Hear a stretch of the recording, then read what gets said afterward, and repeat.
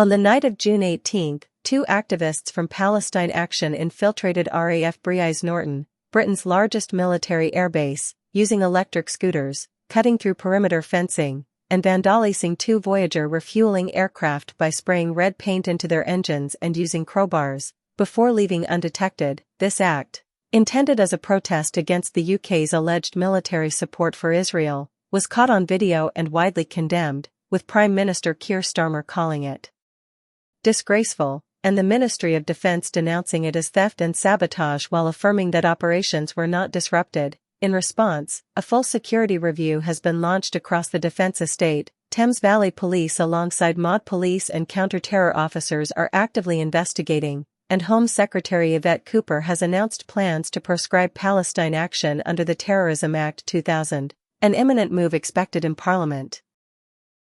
Meanwhile, the Home Office is promoting an amendment to the Crime and Policing Bill to broaden police powers to proscribe disruptive protest groups that fall below the terrorism threshold, in light of recurring attacks by the group that have cost the defence industry potentially tens of millions of pounds, prompting calls from experts like Lord Walney to establish a new extreme protest proscription mechanism aimed at curbing organised low-level political vandalism.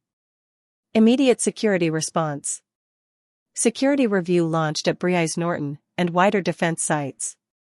After two activists breached the perimeter using electric scooters, sprayed red paint into two RAF Voyager aircraft engines, and left protest symbols, the Ministry of Defence, MOD, swiftly launched a comprehensive security review across its estate. Joint investigation underway.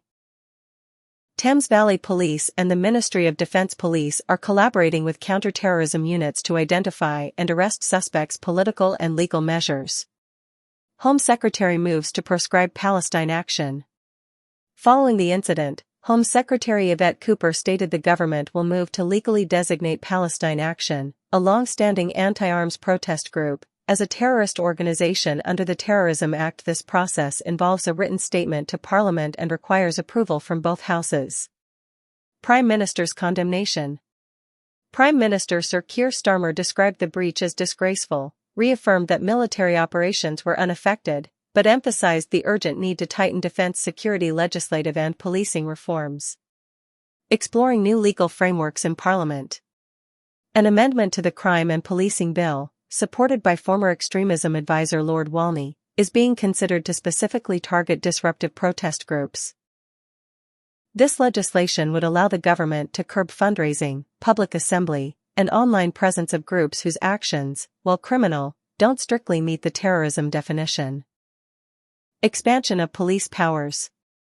The government is also advancing plans to enable proscription of non-terror, high-impact protest organizations. This aims to empower authorities to respond more swiftly when such groups threaten national security or critical infrastructure. 4. Financial and strategic implications. Damage assessment in progress.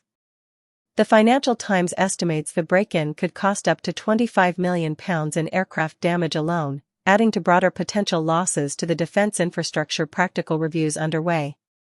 Beyond security measures, the MOD is likely assessing broader infrastructure vulnerabilities at key RAF bases and refining access controls, perimeter security protocols, surveillance systems, and rapid response coordination with law enforcement teams. Direct hit government's overarching objectives. Reinforce military site security through immediate reviews, boosted policing, and enhanced MOD coordination. Legally restrict Palestine Action via proscription to curb future breaches. Expand protest regulation powers in Parliament for more agile intervention against disruptive but legally non-terrorist activities. Signal deterrence and accountability, showing zero tolerance for security lapses and public property damage. Calendar current status and next steps. A written proscription statement is expected in Parliament imminently. Ministerial reassurance suggests June 23. The Crime and Policing Bill is progressing through Parliament. Its amendment could elevate measures against disruptive activism.